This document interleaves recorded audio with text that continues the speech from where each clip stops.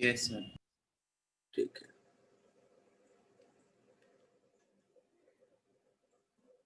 Last lecture में हम लोगों ने वर्टिकल सर्कुलर मोशन देखा था। ठीक है, आज वर्टिकल सर्कुलर मोशन का एक छोटा सा एग्जांपल और कराता हूँ। ये चैप्टर आज हम लोगों का खत्म हो जाएगा, इसमें कुछ बचा नहीं। तो चलो वर्टिकल सर्कुलर मोशन को कंटिन्यू करते हुए, लास्ट क्लास में मैंने आपको दो टाइप के सम बताए होंगे। एक बताया था अगर किसी ऑब्जेक्ट को स्ट्रिंग से, मासलेस स्ट्रिंग से अटैच करके रोटेट करते हैं, याद है? तो वर्टिकल सर्कुलर मोशन के लिए लोएस्ट पॉइंट पर मिनिमम स्पीड कितनी चाहिए? √2 GL, सॉरी √5 GL।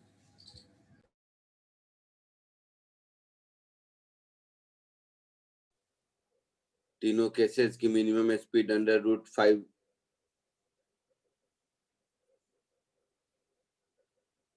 ये रॉड वाला है। तो उससे पिछली क्लास में स्ट्रिंग वाला कराया था, उसमें minimum speed under root 5 GL चाहिए था।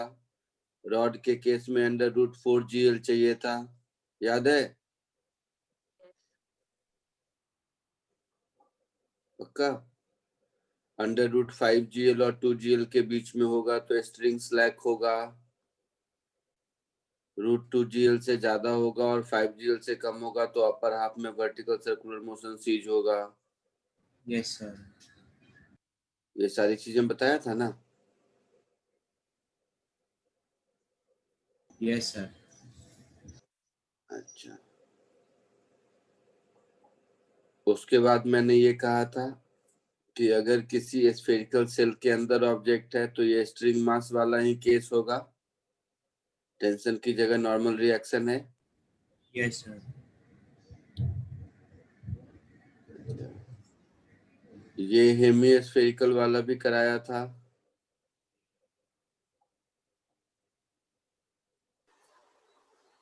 ठीक है, तो ये सारे प्रॉब्लम कराए थे। आज इसी में एक छोटा सा आगे बढ़ जाते हैं और उसके बाद इस चैप्टर को खत्म करेंगे। आज से प्रैक्टिस करेंगे हम लोग। सो vertical circular motion on the top of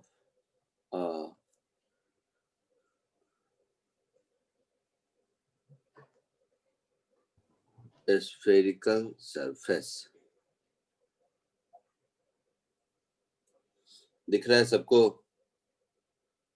yes sir. कहने का मतलब ये है कि बहुत बार आपको इस तरह का सिनेरियो होगा कि ये एक स्फेरिकल सरफेस है,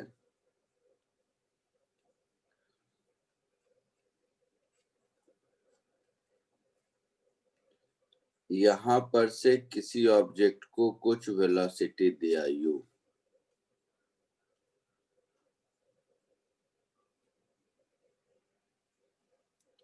तो एक बात तो ये हो सकता है कि यहीं पर से ये स्फीयर का कांटेक्ट छोड़ दे और निकल जाए, है ना? ग्राउंड पे आके कहीं गिरे। तो यहाँ पर फ्री बॉडी डायग्राम देखोगे तो नॉर्मल रिएक्शन n इधर, mg इधर। तो यहाँ पर अगर हम इक्वेशन लिखेंगे तो mg minus n this is equal to mu square by r। हाँ या ना? Yes sir. n की वैल्यू मिलेगी mg minus mu square by r, मिलेगी। So for object to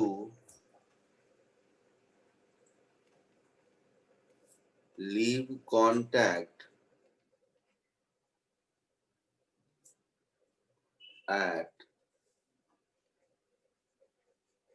topmost point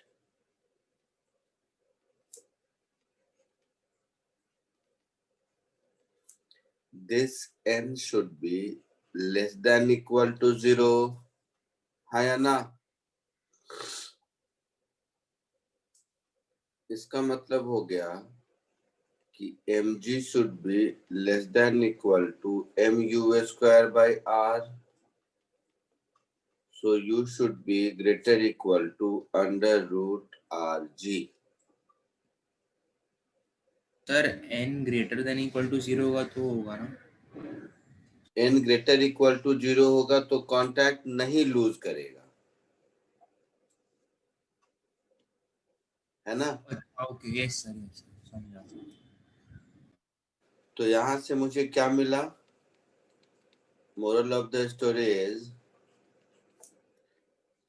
if u is greater equal to 0 but less than under root rg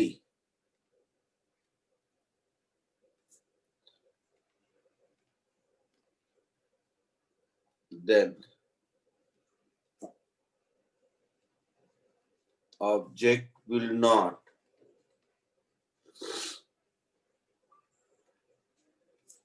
lose contact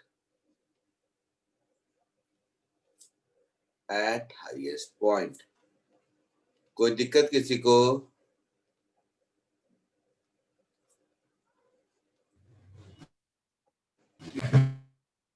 कोई दिक्कत no sir no sir तो इसको copy कर लीजिए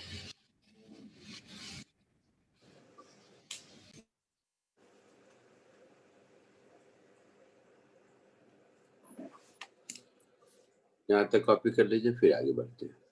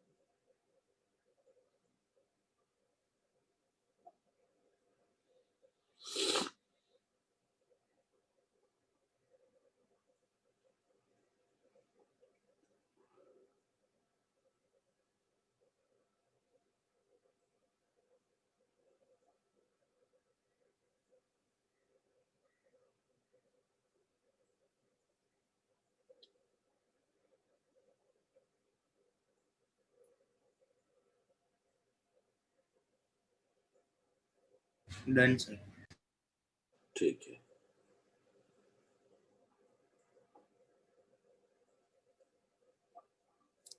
आगे बढ़े। अब देखो, तो अगर यू सर एक मिनट,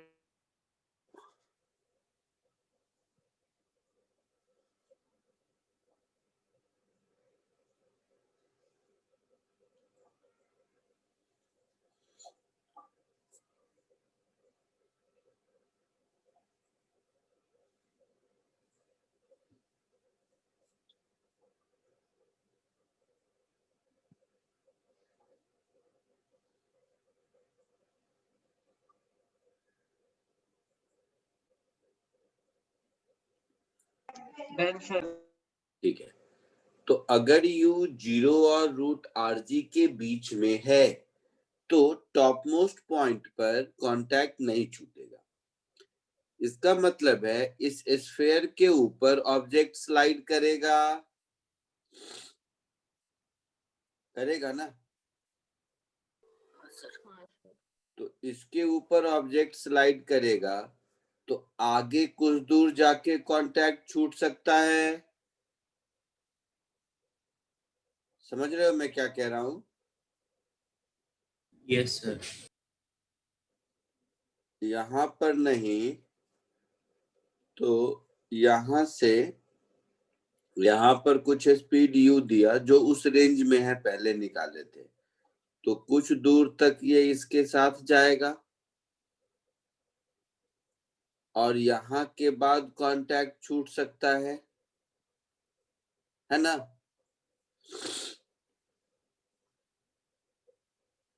समझ रहे हो मैं क्या बोला? Yes sir.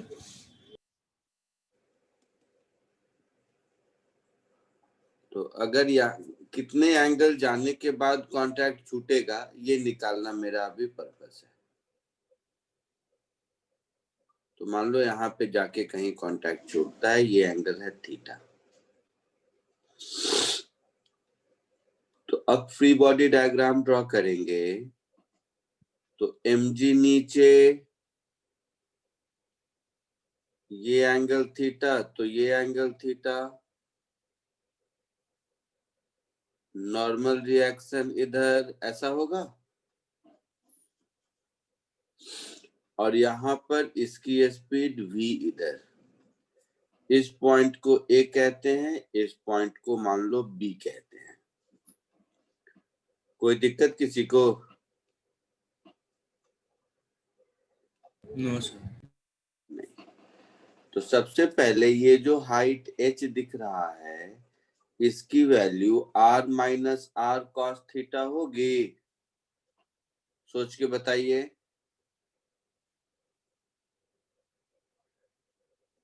Yes sir. पक्का सबको क्लियर है ये बात? वो फिर से होता आर माइनस आर कॉस। यहाँ से यहाँ तक r है हाँ सर।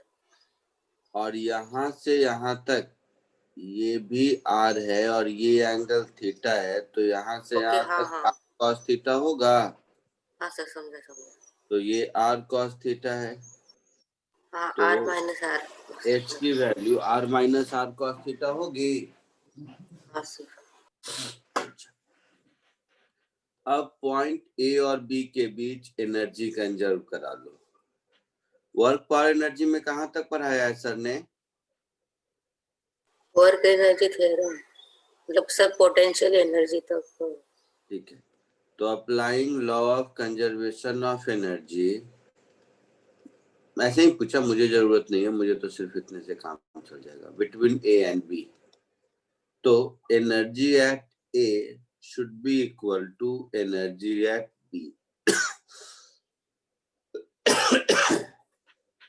अगर मैं बी को रेफरेंस ले लूं तो एनर्जी एट ए को लिखूंगा half M U square plus M G H is equal to half M V square, ऐसा लिखूंगा।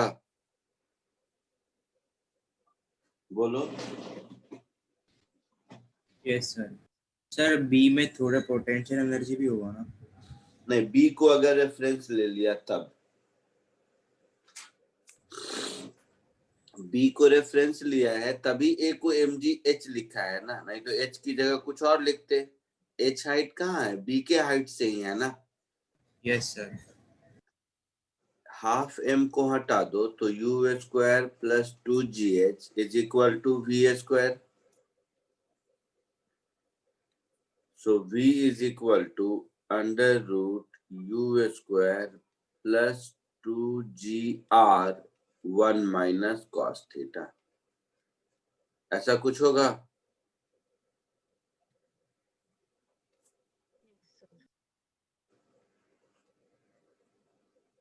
कोई दिक्कत नहीं। सर EB पे हाफ MB, अच्छा MGH नहीं, बोलो क्या बोल रहे हो। सर MGH नहीं आएगा वहाँ पे। कहाँ पर बेटा। EB पे B पॉइंट पे। ए पॉइंट बी पॉइंट से एच हाइट ऊपर है, हाँ या ना। हाँ तो बी को अगर रेफरेंस लोगे तो ए की पोटेंशियल एनर्जी mgh होगी हाँ सर। और बी की 0 होगी। ओके हाँ हाँ हाँ सर समझ। ठीक है, यहाँ तक आगे बढ़ूं।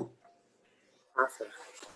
तो अब बी पर इक्वेशन ऑफ मोशन लिखोगे तो mg का कंपोनेंट जो इधर है वो है mg cos थीटा,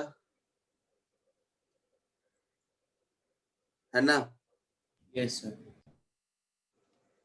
तो बी पर इक्वेशन ऑफ मोशन लिखेंगे तो mg cos theta minus n is mv square by r।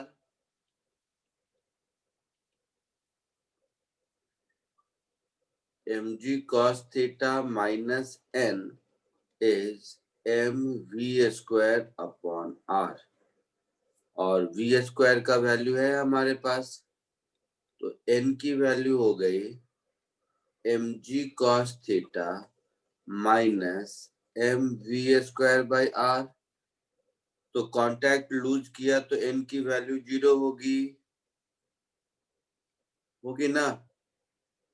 Yes sir. So for losing contact at B, n should be equal to 0.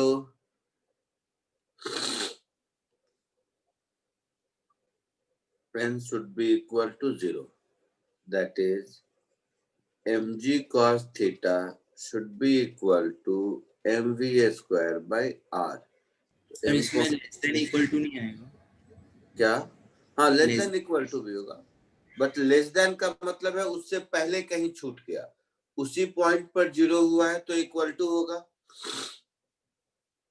Yes sir. So v square is gr cos theta. तो कुछ इसका भी नाम दे दो 3, और ऊपर में जो v स्क्वायर मिला था इसको कुछ 2 दे, जो मन करे दे दो, क्या फर्क पड़ता है 2। तो दोनों को इक्वेट कर दो, दोनों को इक्वेट कर दोगे तो इसका मतलब हुआ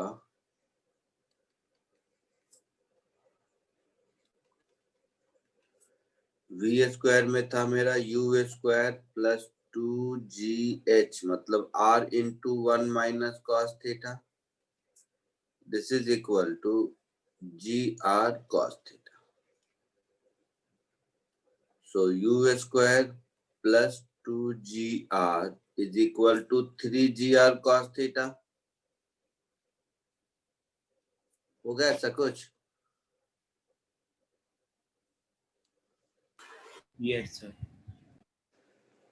सो कुछ भी कर दो, कोई फॉर्मूला नहीं है, प्रॉब्लम सॉल्व करने का तरीका है। तो u square plus 3gr plus 2/3 this is equal to cos theta। So finally theta is equal to cos inverse u square upon 3gr plus 2/3। ये मुझे वो एंगल मिलेगा पोजीशन जहां पर की कांटेक्ट लूज करेगा, है ना। कोई फॉर्मूला नहीं है बेटा, ये प्रॉब्लम सॉल्व करने का तरीका है। याद रह गया तो ठीक है, बट मुझे याद नहीं रहता, जरूरत भी नहीं है।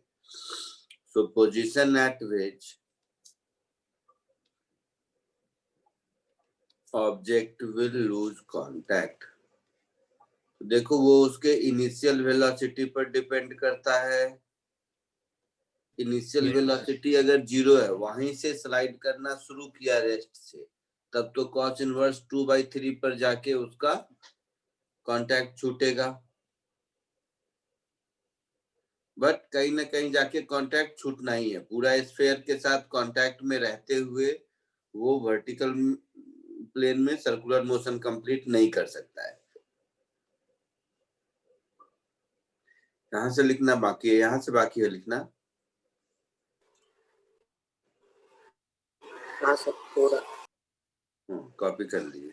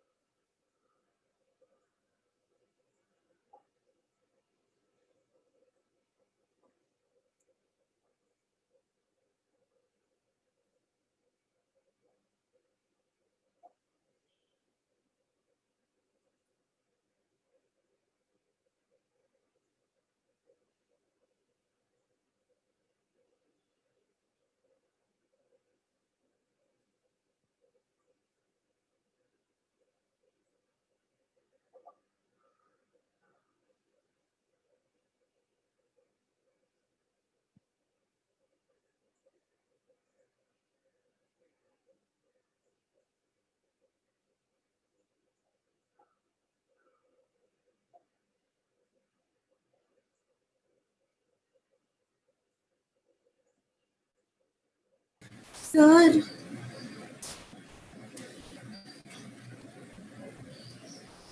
बोलो। सर आपने कहा था ना कि एचसी वर्मा भी सॉल्व करना, तो मुझे उसके कुछ क्वेश्चंस में कुछ डाउट है, तो मैं आपसे कब पूछ सकती मैं हूँ? बताऊंगा कब डिस्कस करेंगे, बताऊंगा। Okay, thank you sir.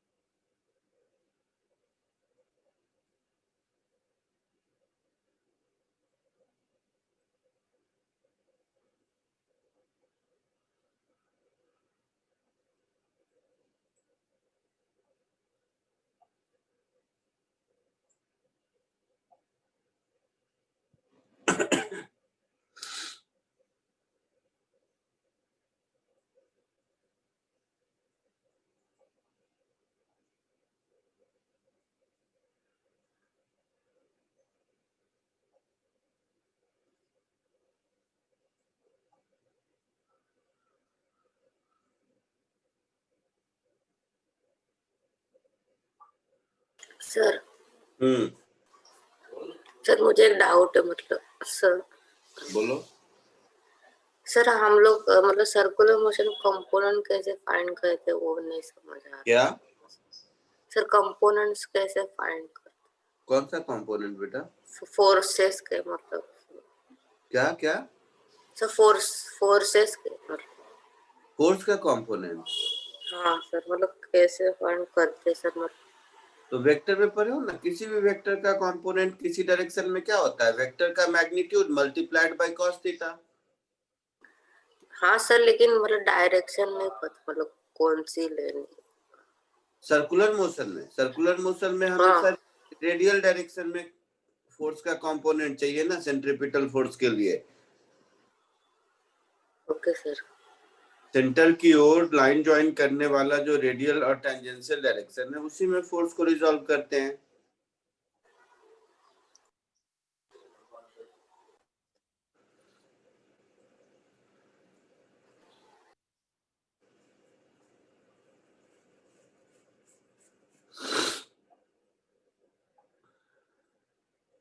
Done sir. ठीक है, सबका हो गया? हाँ सर। आगे बढ़ूं? हाँ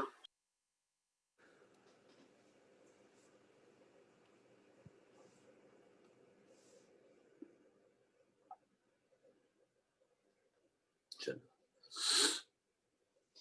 लास्ट कॉन्सेप्ट जिसके बिना प्रॉब्लम सॉल्व करने में दिक्कत नहीं होती है, बट ये कॉन्सेप्ट है, नाम जानना जरूरी है। इसीलिए एक वर्ड सुनते होगे बार बार, सेंट्रीफ्यूगल फोर्स।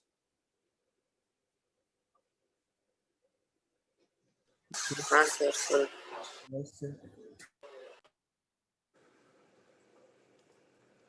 प्रॉब्लम सॉल्व करने में इसकी कहीं कोई जरूरत नहीं है अगर हम ग्राउंड फ्रेम से प्रॉब्लम को सॉल्व करते हैं तो, क्योंकि ये एक स्यूडो फोर्स है। लॉज ऑफ मोशन में स्यूडो फोर्स का कॉन्सेप्ट पढ़े हो तुम लोग? Yes sir. क्या होता है बताओ? सर एक एक्स्ट्रा फोर्स होती है, मतलब नकली फोर्स जैसा। अगर नकली फोर्स कैसा? हाँ बोलो कैसा? मतलब नॉन इनर्शियल फ्रेम में होता हो गए, मतलब अपोजिट होती है सर नॉन मोशन के। इनर्शियल फ्रेम में यूज करते हैं ऐसा? हाँ तो नॉन इनर्शियल फ्रेम का क्या मतलब है, किसको बोलते हैं? सर एक्सिलरेटेड फ्रेम मतलब। Accelerated frame. तो ऐसे समझो कि ये जो पार्टिकल सर्कुलर मोशन में है,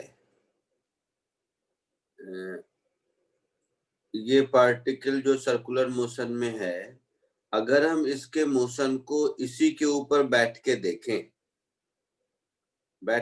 या समझने के लिए समझ लो, मान लो ये कार है, ठीक है, कार सर्कुलर मोशन में है, तो कार के अंदर अगर कोई ऑब्जेक्ट है और हम कार में बैठकर ही उस ऑब्जेक्ट को देख रहे हैं, तो ये कार तो सर्कुलर पाथ में मूव कर रहा है आर रेडियस के,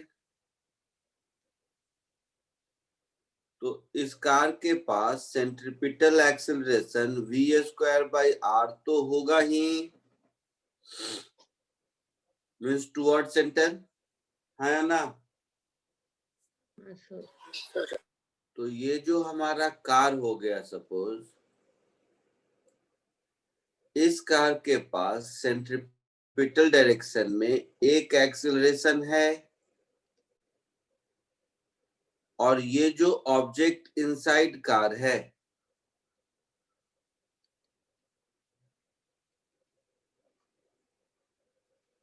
तो ये जो ऑब्जेक्ट इनसाइड कार है वो तो रेस्ट में है वो रेस्ट में है ना। रेस्ट में मतलब अगर हम कार में बैठ के देखें तो वो रेस्ट में दिखाई देगा, है ना? और अगर हम ग्राउंड से देखें तो वो मोशन में दिखाई देगा।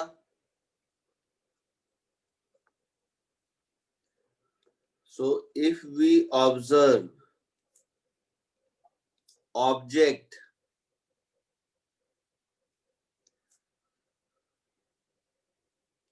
from ground frame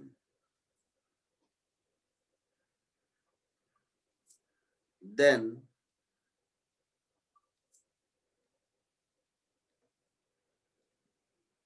it will appear to be moving in circular path. ऐसा होगा ना? अच्छा, तो अब हम इसका इक्वेशन ऑफ मोशन कैसे लिखेंगे? देखो, तो ये कार के सीट पर एक ऑब्जेक्ट रखा हुआ है, ये ऑब्जेक्ट आर रेडियस के सर्कल में घूम रहा है, तो सर्कुलर मोशन है तो सेंट्रीपिटल फोर्स जरूर होगा। तो कार का सीट और ऑब्जेक्ट के बीच जो फ्रिक्शन फोर्स है वो फ्रिक्शन इसको सर्कुलर मोशन के लिए सेंट्रीपिटल फोर्स दे रहा होगा, है ना? तो इक्वेशन ऑफ मोशन क्या लिखेंगे? This friction is equal to mv² by, ऐसा लिखेंगे। अच्छा, अब इसी बात को ऐसे समझो, ऑब्जर्वर खुद कार में बैठा हुआ है, तो उसको तो ये रेस्ट पर दिखाई देगा ना? Yes sir. So if observer is sitting inside car,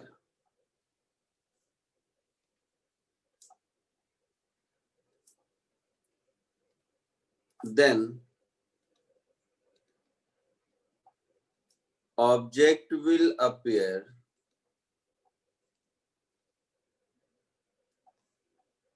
at rest। होगा ऐसा? हाँ सर। तो अब मैं अगर फ्री बॉडी डायग्राम बनाऊं ऑब्जेक्ट का, तो ऑब्जर्वर के खुद के पास रेडियल एक्सीलरेशन है टुवर्ड सेंटर, है ना? तो इस पर हाँ एक सर। स्यूडो फोर्स उसके अपोजिट डायरेक्शन में लगेगा। पढ़े थे हम लोग सर्कुलर मोशन में,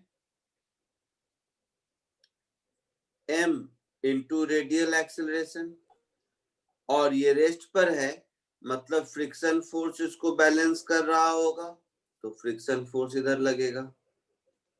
तो अब हम इसका इक्वेशन ऑफ मोशन क्या लिखेंगे? Friction is equal to mass into radial acceleration, किसका? फ्रेम का,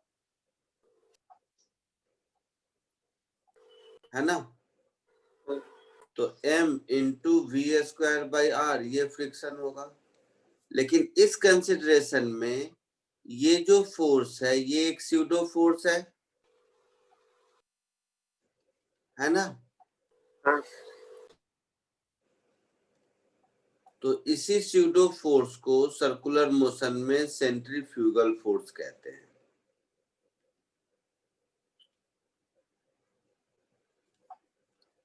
क्लियर है? अब पूरा सर्कुलर मोशन पढ़ लिए, कहीं इसकी जरूरत नहीं पड़ी, क्योंकि ग्राउंड फ्रेम ऑफ रेफरेंस से सॉल्व करने में भी सारे क्वेश्चन सॉल्व हो ही रहे थे, और इक्वेशन भी तो वही मिला ना जो पहले मिला था। जो केस 1 में मिला वही इक्वेशन मिला था, मिला केस 2 में भी। समझ रहे हो? तो प्रॉब्लम सॉल्व करने में इसकी जरूरत नहीं होती है अनलेस आप सर्कुलर मोशन के फ्रेम ऑफ रेफरेंस से ही इक्वेशन नहीं लिख रहे हो तब। तो इसीलिए प्रॉब्लम सॉल्व करने में जरूरत नहीं पड़ी, लेकिन हर क्वेश्चन को, सर्कुलर मोशन के हर क्वेश्चन को सर्कुलर फ्रेम ऑफ रेफरेंस से भी सॉल्व किया जा सकता है, अगर हम उसमें एक स्यूडो फोर्स कंसीडर कर ले रेडियली आउटवर्ड डायरेक्शन में। उस स्यूडो फोर्स को सेंट्रीफ्यूगल फोर्स कहते हैं। क्लियर है? Yes sir. कॉपी कर लीजिए। जैसे कार में अगर बैठे रहते हो तो लगता है ना, कार अगर मान लो टर्न ले रहा है कहीं, तो आप बाहर की ओर लगता है कि हम स्किड कर रहे हैं। ध्यान दिया है? सर स्कूल बस में ज्यादा होता है लास्ट सीट में। क्या होता है? स्कूल बस में ज्यादा होता है लास्ट सीट में। हाँ, स्कूल बस के लास्ट सीट में ज्यादा होता है। जब जल्दी से बस टर्न लेती है तो लगता है हम बाहर की ओर जा रहे हैं। तो जो जो कार बस के अंदर बच्चा बैठा है उसको क्या लगता है? उसको दिखता है कि आप बाहर की ओर जा रहे हैं, तो आपको बाहर की ओर एक स्यूडो फोर्स लग रहा होता है। सेंट्रीफ्यूगल फोर्स वही है। और सीट और आपके बीच फ्रिक्शन सफिशिएंट है तो आप नहीं गिरते हैं, नहीं है तो गिर जाते हैं।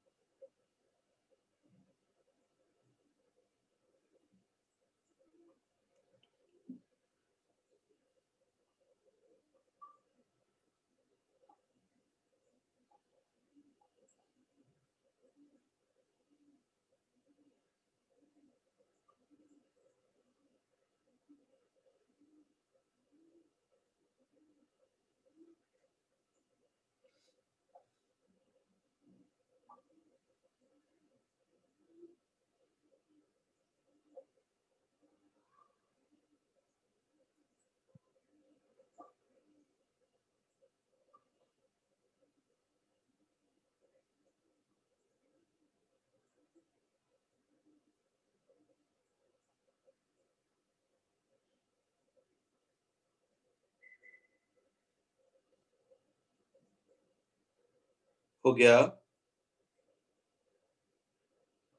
Sir okay.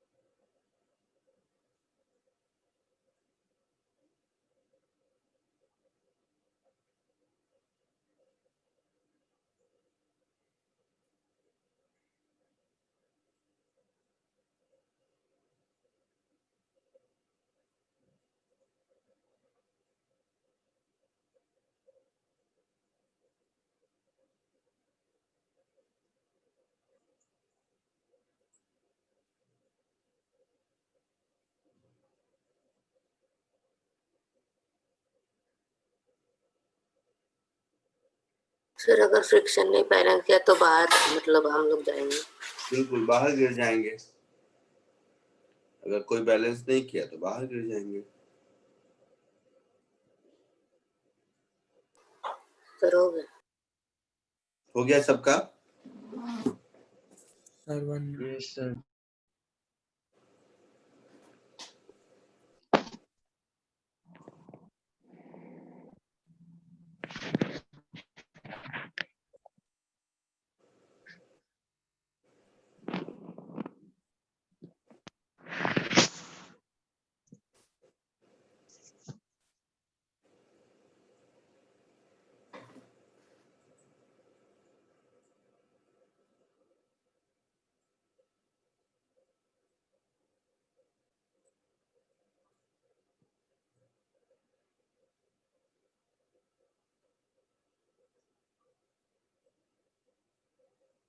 हो गया?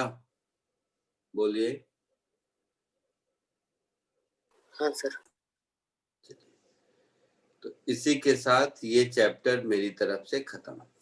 अब कुछ हम लोग प्रॉब्लम सॉल्व करेंगे। कोई बेटा बोल रहा था एससीओ में कुछ डाउट है? Yes sir. हाँ, तो कुछ क्वेश्चन मुझे ऐसे ही कराने ही है, तो उससे बेहतर मैं कुछ करा दूं अच्छा जिससे सर डाउट मैं नहीं। आपको बस 2 मिनट में बताती हूँ। हाँ,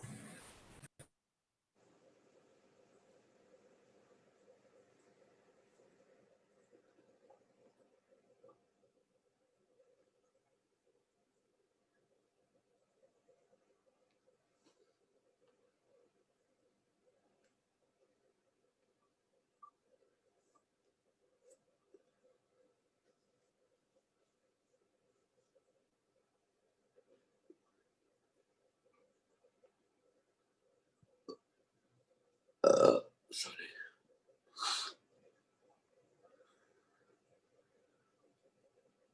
सर क्वेश्चन नंबर 9। देखिए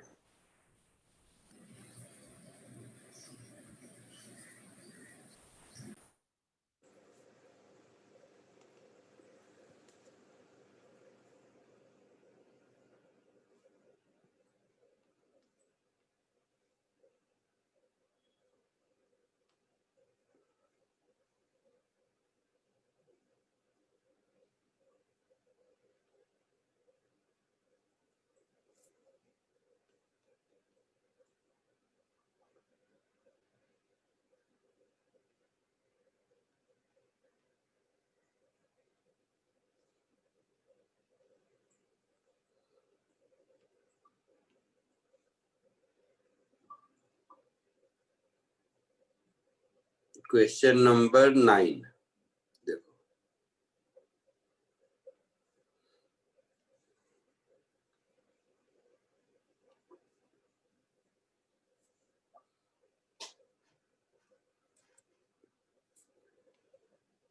क्वेश्चन दिखा सबको? Yes sir. देखो, in the Bohr model of hydrogen atom, the electron is treated as particle going in a circle with center at the proton. The proton itself is assumed to be fixed in inertial frame. The centripetal force provided by the Coulomb attraction. सब कहानी है कुछ नहीं. In the ground state, the electron goes around the proton in a circle of radius भी दिया हुआ है. Speed पूछा, यही कहानी है. तो देखो ये हो गया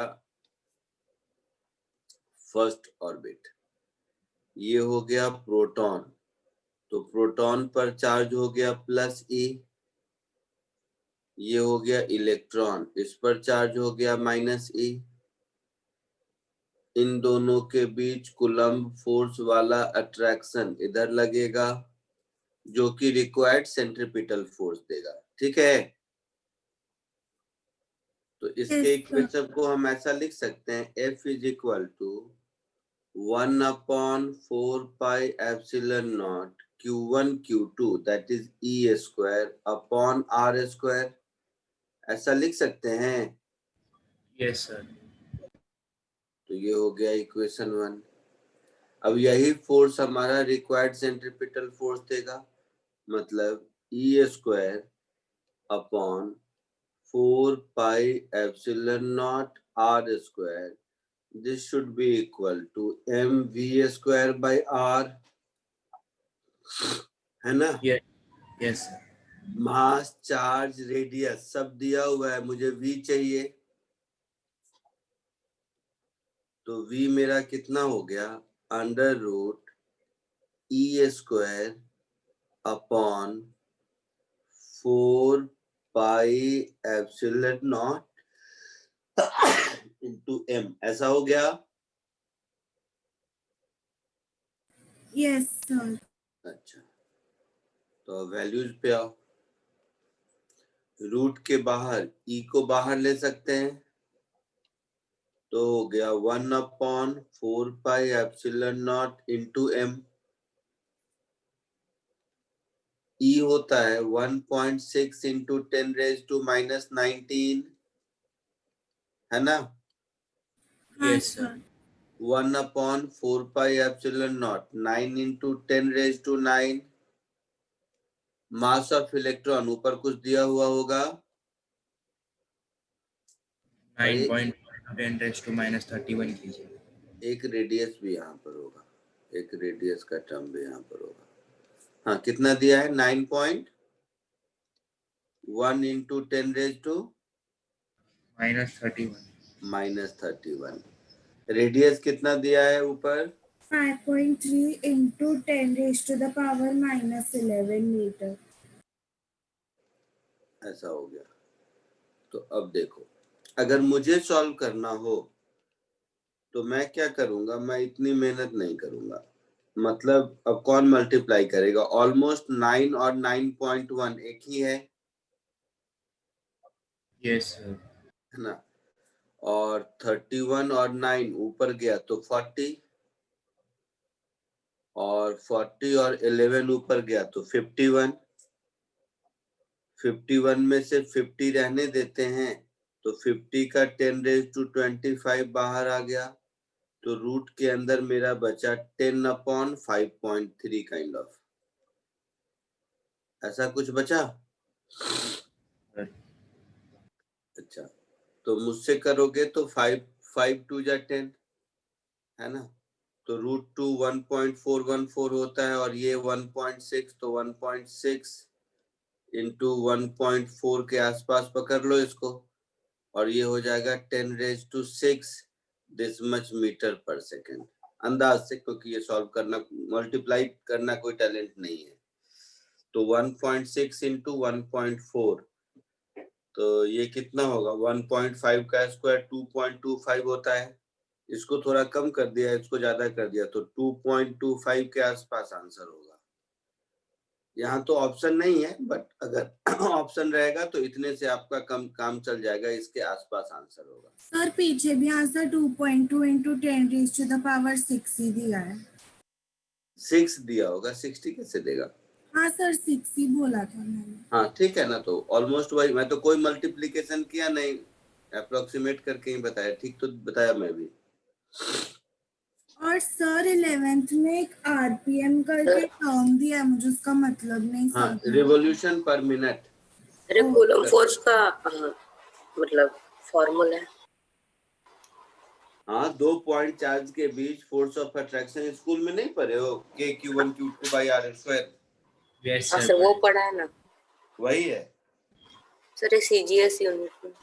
बट कहाँ से जीएस यूनिट है? Q1 Q2 पर जो चार्ज है उसको इलेक्ट्रॉनिक चार्ज कहते हैं, तो E लिखा हुआ है। ओके।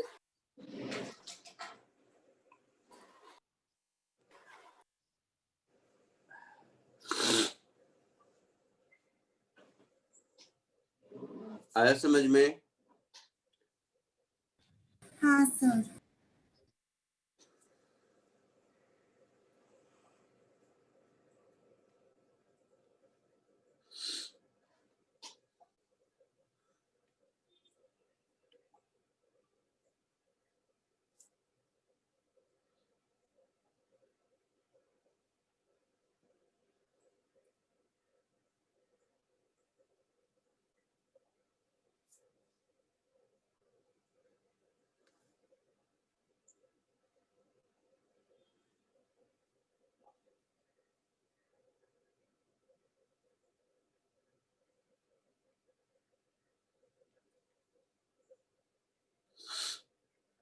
आगे बढ़े?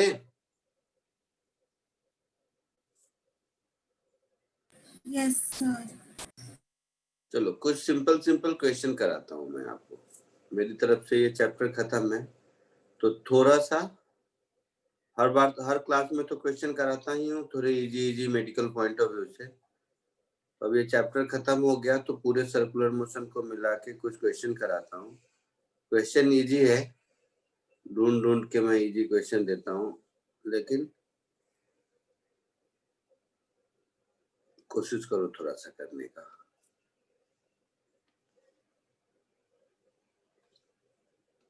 प्रैक्टिस कीजिए।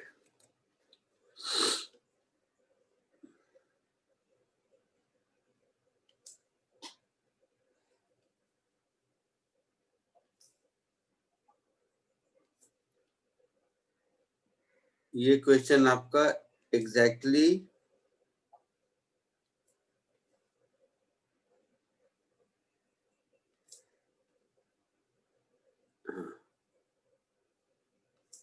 AIEEE में पूछा हुआ है, तो एग्जैक्टली आपका नीट और एम्स के लेवल का हुआ, IIT के लेवल का नहीं है ये क्वेश्चन। तो इजी क्वेश्चन को सिलेक्ट करके मैं आपको देता हूँ, ये 3 क्वेश्चन कीजिए।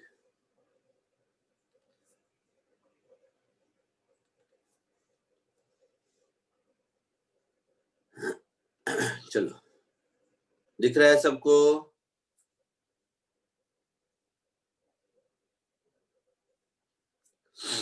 फटाक से कोशिश कीजिए।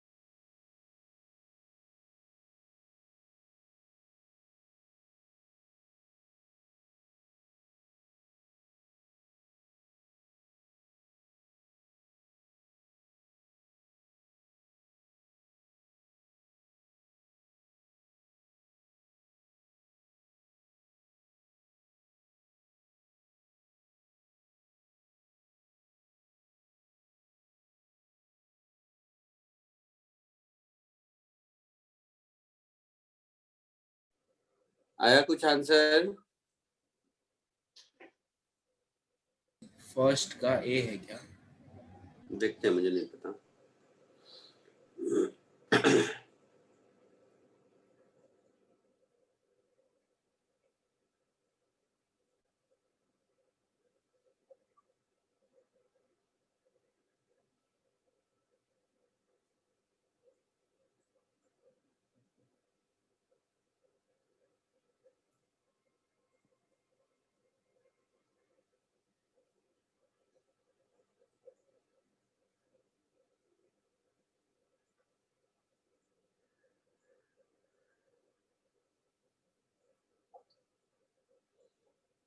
बोलो, फर्स्ट सेकंड थर्ड तीनों हो गया?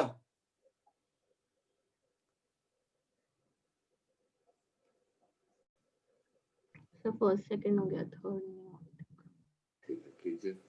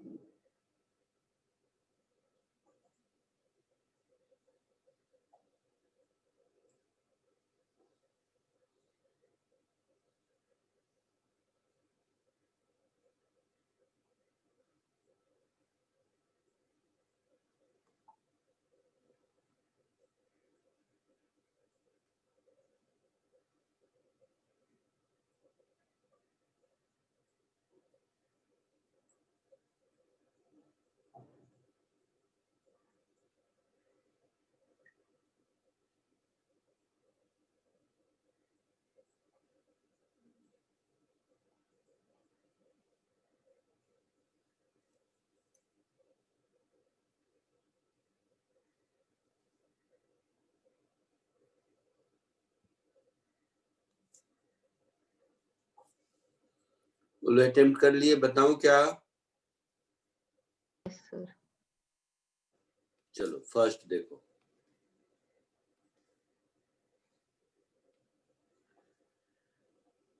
ये एक रिंग है, तो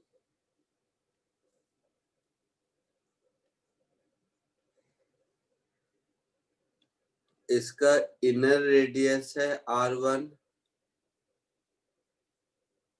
और आउटर रेडियस है R2, ऐसा है? Yes sir.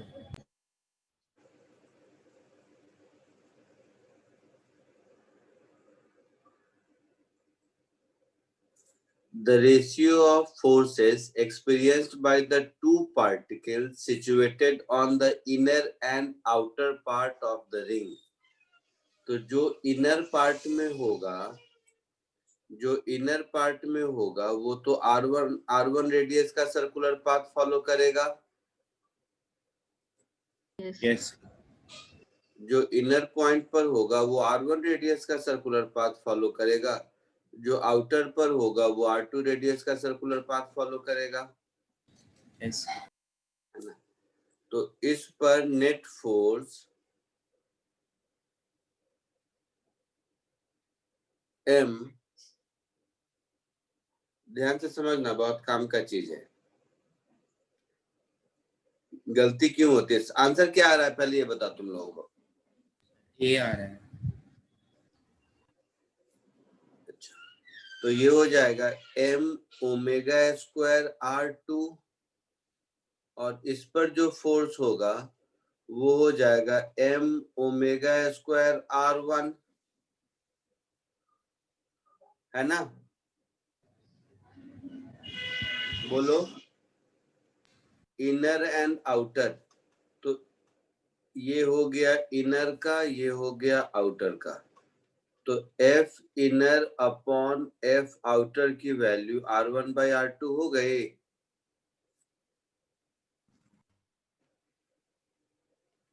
That is D. गलती कहाँ हो रहा होगा सुनो, तुम लोगों ने MV स्क्वायर बाई R किया होगा। Yes yes. सर। तो ये दोनों का v तो अलग अलग होगा ना बेटा, इसका v होगा R2 ओमेगा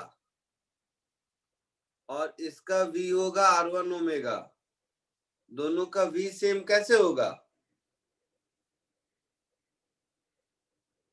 यस सर, समझा। समझ आया? Yes sir.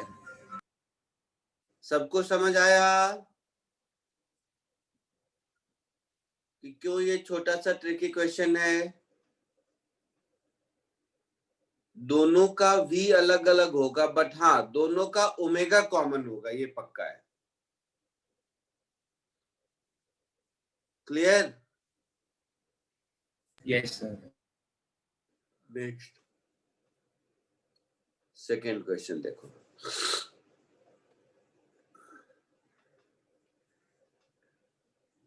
A point P moves in counterclockwise direction on a circular path as shown in figure. The movement of P is such that sweeps out length S, ऐसा वैसा। ठीक है, देखना ध्यान से। एक्सीलरेशन एट P चाहिए। आप पहले बोलो, आया किसी को?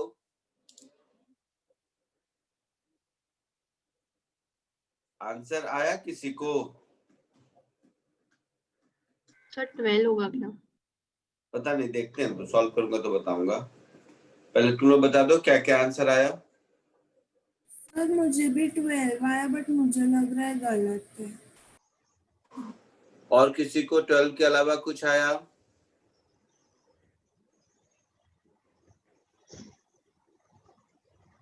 S is TQ plus 5। यहाँ पर S क्या है?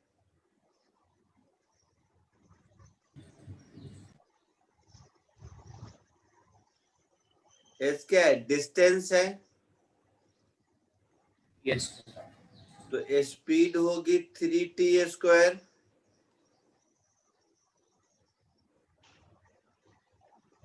ये स्पीड होगी। Rate of change in speed क्या होता है? Tangential acceleration. तो टेंजेंशियल एक्सेलरेशन क्या हो जाएगा? 6t हो जाएगा। Yes sir. अच्छा, तो टोटल एक्सेलरेशन इसमें क्या होगा? रेडियल और टेंजेंशियल दोनों होगा। सिखाया था। रेडियल एक्सेलरेशन होता है v²/r और tangential acceleration rate of change of speed. तो t is equal to 2 second पर, तो t इक्वल टू 2 पर, t इक्वल टू 2 पर टेंजेंशियल एक्सेलरेशन की वैल्यू हो गई 12 मीटर पर सेकेंड स्क्वायर और t इज इक्वल टू 2 पर स्पीड की वैल्यू हो गई कितना? 2 स्क्वायर 4 3 12 मीटर पर सेकेंड, है ना? रेडियस कितना है? 20 मीटर। समझ रहा है कि नहीं? Yes sir. यस तो सर। 12 स्क्वायर अपॉन 20 का होल स्क्वायर प्लस 12 स्क्वायर, ऐसा।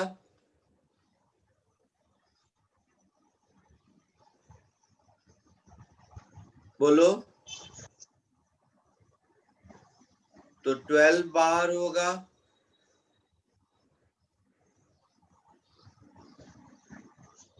यहाँ पर 12 का पावर 4 है ना, और यहाँ 12 स्क्वायर है, तो 12 स्क्वायर दोनों में कॉमन है, तो 12 बाहर होगा। Yes sir. और यहाँ क्या बचेगा? 12 square that is 144 upon 20 square that is 400 plus 1 होगा। Yes Yes. सर। तो मुझे एग्जैक्टली सॉल्व करके देखने की जरूरत नहीं है, ऐसे ही बता देता हूँ। 14 है सर। तो ये 12 और 400 का हो जाएगा 20 और रूट के अंदर हो जाएगा 544, ऐसा कुछ होगा, यस सर। है ना? तो 544 का रूट कितना होगा?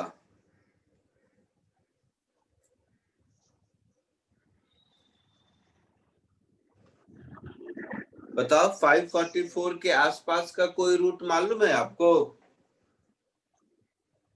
576। तो देखो 20 होता है 400, 24 के 23 के आसपास। 20 कितना होता है 400 और 23 कितना होता है 23 का स्क्वायर? 24 सर 576 होता है, तो फिर 23 के हाँ तो आसपास। 24 576 होता है, तो ये आपका 23 के आसपास होगा। 23.3। हाँ ठीक है, वो करना मेरा काम नहीं है उतना। तो ये 23 अपॉन 20 कितना हो जाएगा? 12 इंटू 1.1 के आसपास, यस सर। 1.1 समथिंग होगा। तो ये कितना हो जाएगा? अप्रोक्स 12। 12 नहीं, 13 के आसपास होगा। देखो एक चीज समझो, मेरी बात ध्यान से सुनो। 12 स्क्वायर प्लस समथिंग है, तो 12 से ज्यादा ही होगा, ये पक्का है। Yes sir. तो हम यहाँ पर ऑप्शन बी और ऑप्शन सी कट कर देंगे। Yes sir. तो मुझे 13 और 14 में डिसाइड करना है कौन सा होगा। सर अगर हमने 2 को 12 से डिवाइड किया, मतलब 12 को 2 से, तो 6 इंटू 2.3 आएगा, विच इज ऑलमोस्ट 13.8। तो मुझे नहीं पता, यहाँ के बाद मल्टीप्लिकेशन तो आता है ना, कर लो कितना आता है एग्जैक्टली बता दो करके। Sir 14 approximately. 14 आंसर होगा। आया समझ में?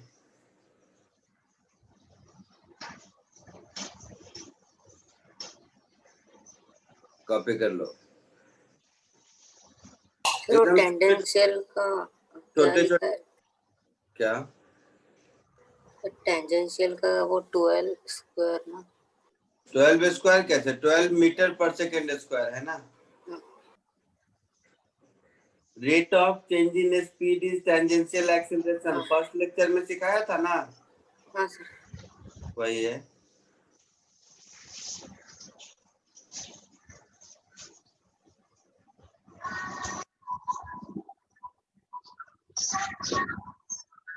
क्वेश्चन नंबर 3 बोलो, हुआ?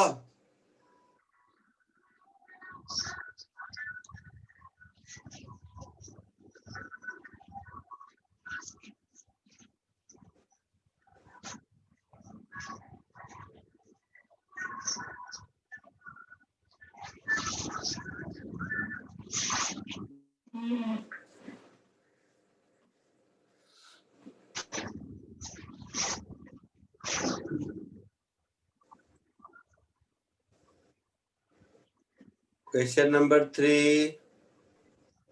सर एक सेकेंड।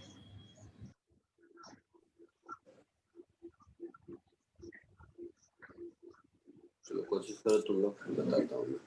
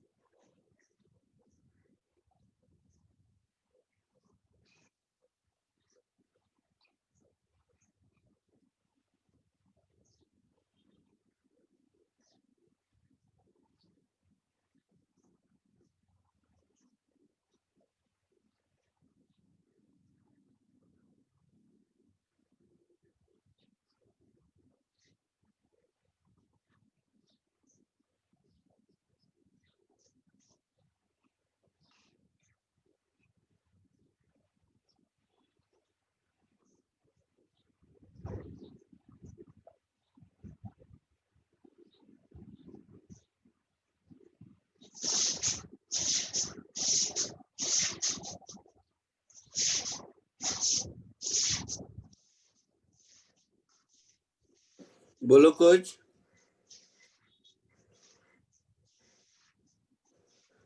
अरे ये तो सबसे आसान है, पता नहीं तुम लोग क्यों इस पे रुक गए। देखो इससे आसान क्या होगा, ये सर्कल है, theta is measured from x axis,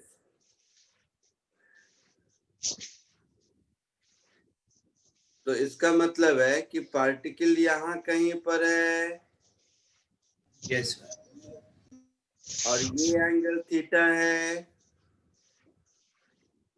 ना।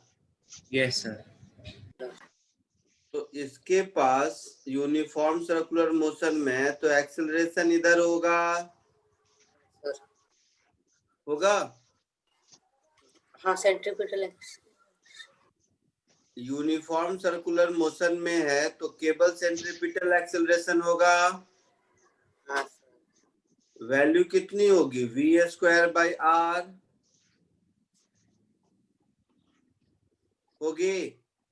हाँ सर यस सर, तो इसी को I और J में रिजॉल्व करना है। ये थीटा अगर है तो ये भी थीटा होगा, तो v²/r का ये वाला कंपोनेंट हो जाएगा v²/r cos थीटा, और ये वाला कंपोनेंट हो जाएगा v²/r sin थीटा। तो इस एक्सेलरेशन को वेक्टर फॉर्म में क्या लिखेंगे, -v²/r cos theta i cap minus v²/r sin theta j cap. आया समझ में? हाँ इसमें तो कुछ भी नहीं था। सर वो कंपोनेंट्स वो तोड़ने को तो वेक्टर चैप्टर में नहीं पढ़े हो कंपोनेंट रिजॉल्व सर करना नहीं नहीं वो नहीं सर मतलब सर्कल के अलोंग कैसे मतलब रिजॉल्व करते हैं वो नहीं सर।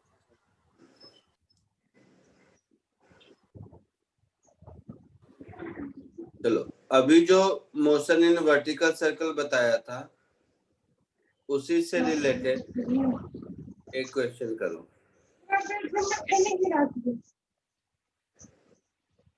ये क्या इतना लच कैसे हो जाता है इंसान, मुझे समझ में नहीं आता।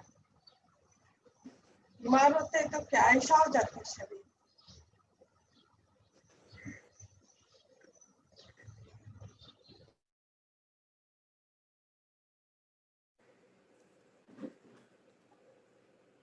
एक अभी जो थ्योरी बताया था उसी पे बेस्ड ये क्वेश्चन है, थोड़ा ध्यान से करना, गलत होने के चांसेस इसमें रहेंगे।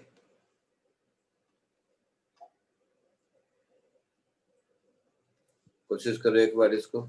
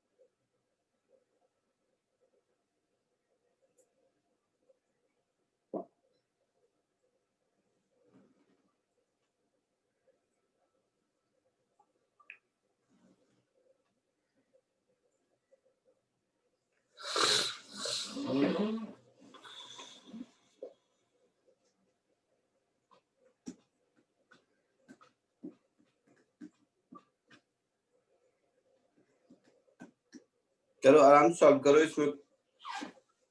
इसमें 3 पार्ट है, एक एक करके तीनों कोशिश करो। बहुत बढ़िया समय ये, जल्दबाजी नहीं, जल्दबाजी करोगे गलत हो जाएगा।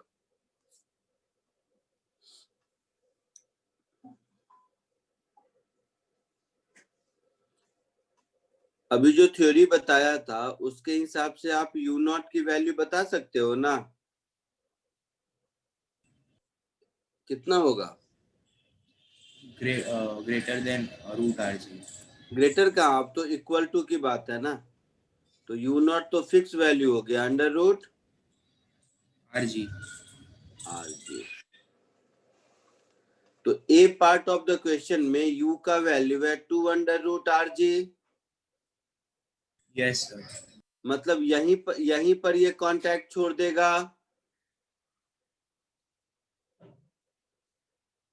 Under Yes. Root R G से ज्यादा है, मतलब यहीं पर कांटेक्ट छोड़ देगा। Yes sir. तो यहीं पर कांटेक्ट छोड़ देगा, तो ये हॉरिजेंटल प्रोजेक्टाइल के जैसा होगा, यहाँ जाके कहीं गिरेगा। Yes sir. हाँ सर। है ना, तो ये जहां गिरेगा ये डिस्टेंस मुझे चाहिए। Yes sir. जल्दी बताओ फिर। और ये तो ये इसमें स्पीड हो गया टाइम अंडर रूट 8r²। तो प्रोजेक्टाइल मोशन में टाइम कितना लगेगा बताओ, देखो कौन बताता है। √2r/g। Under root 2r/g, very good. तो ओपी डिस्टेंस कितना होगा? x component of velocity multiplied by time, यही होगा ना। Yes sir. तो ये जी गया, रूट आर और रूट आर मिला के आर हो गया, तो 2√2r, ये हमारा ए का आंसर हो गया। आया समझ में?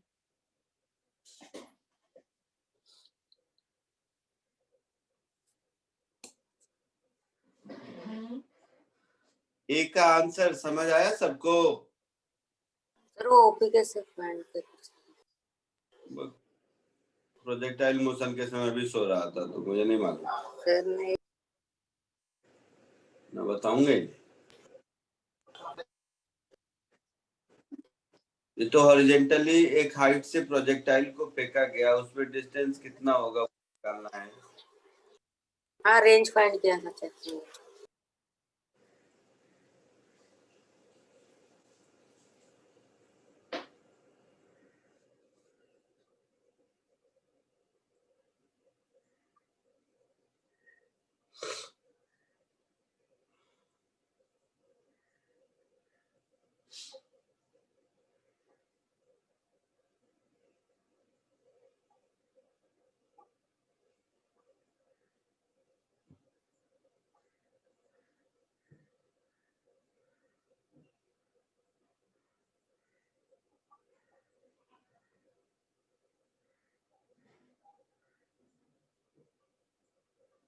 बी और सी बताओ।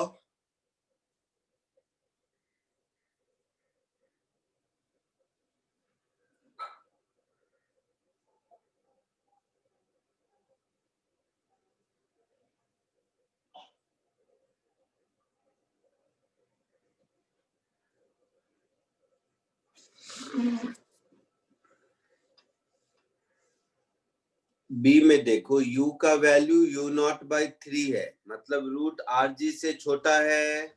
Yes sir. तो रूट आर जी से छोटा है, तो ये आगे कहीं जाकर कांटेक्ट छोड़ेगा ना। Yes sir. तो ये आगे कहीं जाकर कांटेक्ट छोड़ेगा। ये हेमिस्फीयर है, वो यहीं तक का डायग्राम है, वो नीचे वाला भूल जाओ तुम लोग। तो ये पॉइंट ओ है, ये आगे कहीं जाके कांटेक्ट छोड़ेगा, तो मान लो यहाँ पर छोड़ा कांटेक्ट, है ना। Yes sir. तो मुझे ये हाइट चाहिए,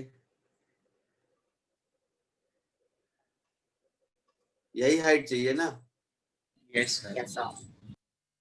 तो ये हाइट कितनी होगी? आर कॉस थीटा के बराबर होगी, हाँ या ना? Yes sir. तो अगर मुझे थीटा मिल गया तो मेरा काम चलेगा। Yes sir.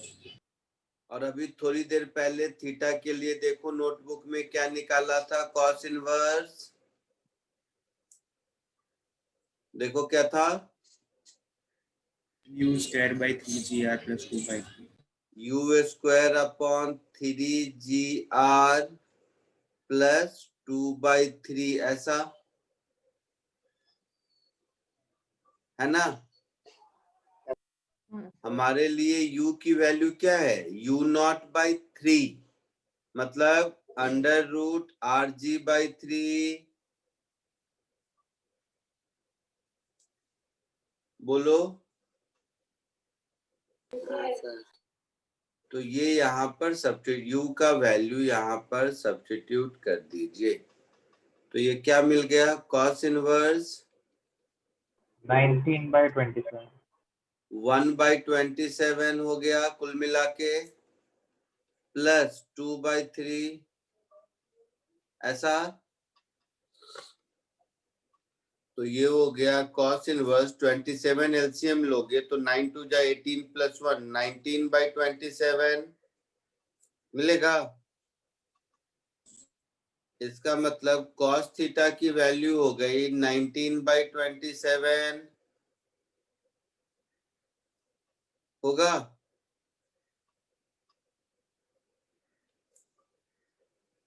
होगा भाई। तो H Yes, is sir. R cos theta, that is 19R/27। ये हमारा आंसर हो गया सेकंड का।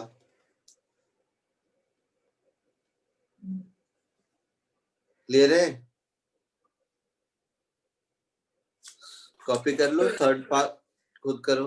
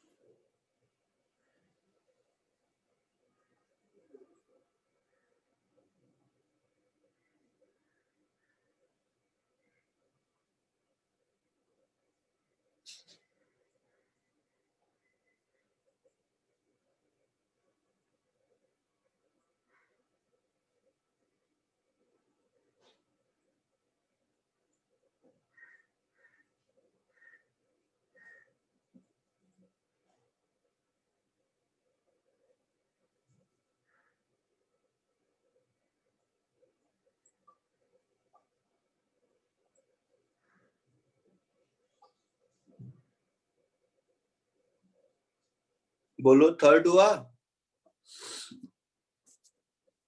और सर ए रेडियल मिल गया, ए टेंजेंशियल ढूंढ रहा हूँ।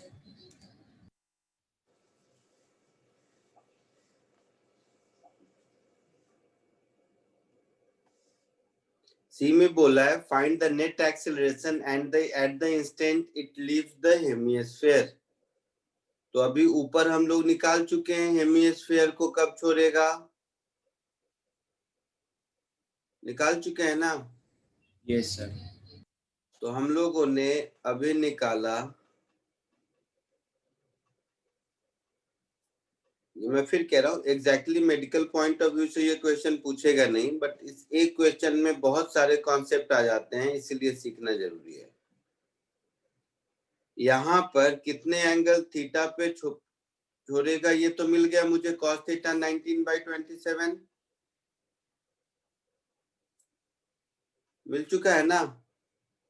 Yes sir. इस एक क्वेश्चन से आपका पूरा सर्कुलर मोशन रिवाइज हो जाएगा। तो देखो फ्री बॉडी डायग्राम ड्रॉ करोगे यहाँ पर, तो mg नीचे, mg cos थीटा इधर,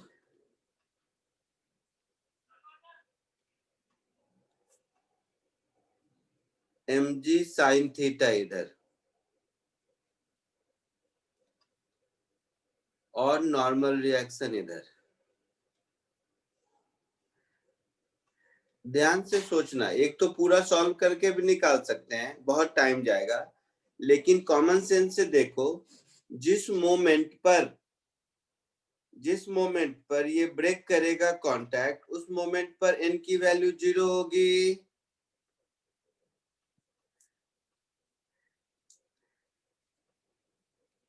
है कि नहीं? हाँ सर।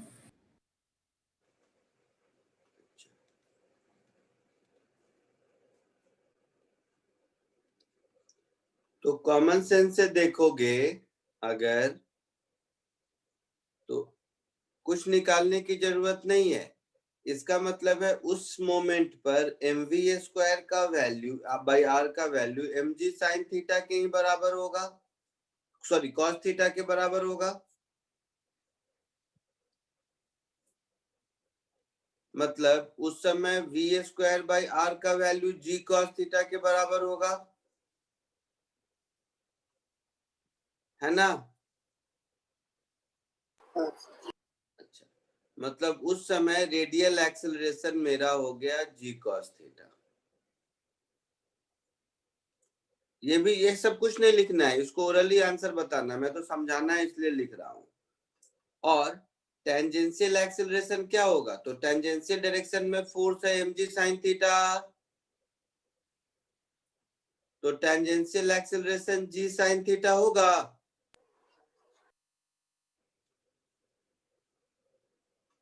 बोलो। हाँ तो लेकिन n इक्वल टू 0 होगा तो कांटेक्ट में नहीं रहेगा, तो फिर mg cos मतलब सर 0 हो जाएगा ना। mg sin थीटा को कांटेक्ट से क्या लेना देना, तो cos थीटा, cos थीटा को भी कांटेक्ट से क्या लेना देना। कांटेक्ट अगर नहीं रहेगा तो 0 हो जाएगा n का वैल्यू ना। ओके। तो ये दोनों का रिजल्टेंट g आएगा, sin square plus cos square 1 होता है, हाँ सर। है ना। तो g आपका आंसर होगा। इसको कॉमन सेंस से ऐसे भी सोच सकते हैं कि जब कांटेक्ट ब्रेक हो गया तो एक ही फोर्स mg लग रहा है, तो नेट एक्सीलरेशन g ही होगा ना। इसमें तो ज्यादा कुछ सोचना भी नहीं था, ओरली भी बता सकते थे इसको, लेकिन अगर सर्कुलर मोशन पढ़ रहे हैं तो सर्कुलर मोशन के पॉइंट ऑफ व्यू से ऐसे सोच सकते हैं। अदरवाइज ओरली बताया जा सकता था कि जैसे ही कांटेक्ट ब्रेक किया उस समय ऑब्जेक्ट पर एक और केवल एक ही फोर्स लग रहा है। Yes sir. और वो फोर्स है mg।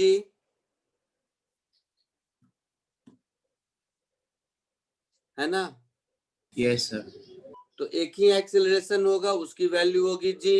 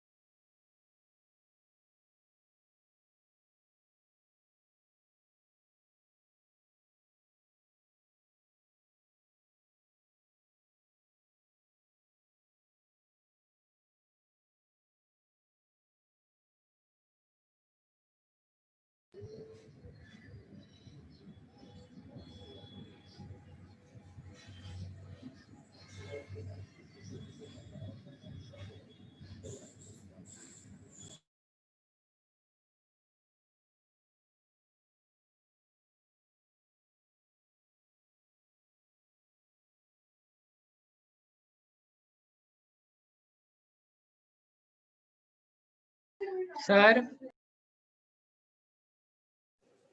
हाँ बोलो। सर ओके, अभी आ रही है आपकी आवाज। हाँ बोलो बोलो।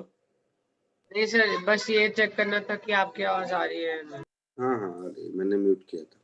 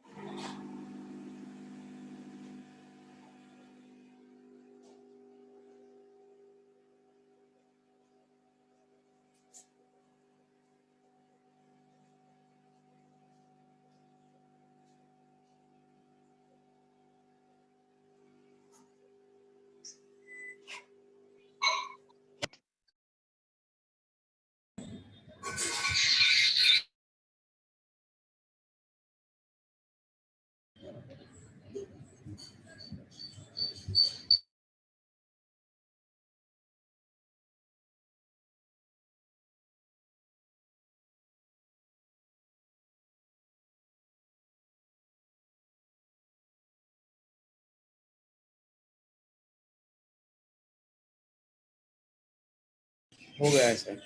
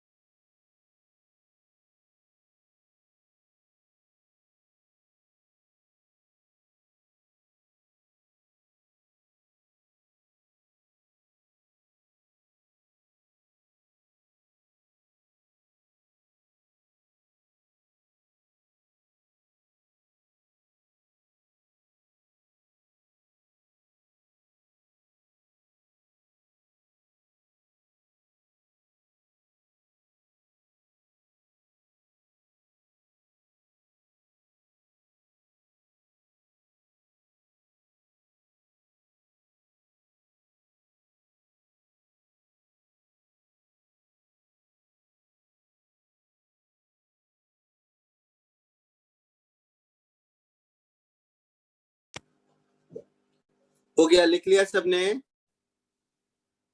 Yes sir. Yes sir. कोई डाउट किसी को इसमें?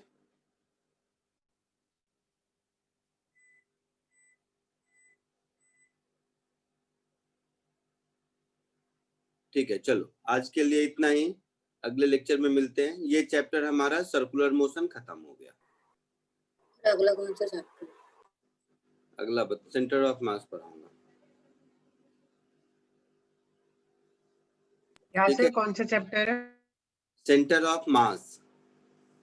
सर वो रिजिड बॉडी वो सब। सुन, नाम तो मैं जो कह रहा हूँ, सेंटर ऑफ मास एक चैप्टर होगा।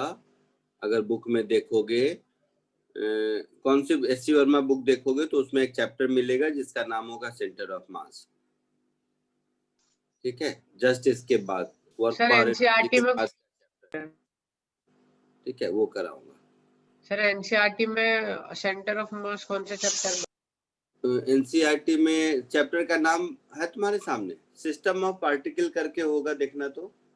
ओके सर, देख। सिस्टम ऑफ पार्टिकल कोई नाम होगा तो होगा, अगर वो भी नहीं होगा तो कोई नाम रिजिड बॉडी डायनामिक्स करके होगा, इन दोनों में से कुछ हो, किसी में डाल सकता है। एग्जैक्टली नाम मुझे याद नहीं है। ठीक है।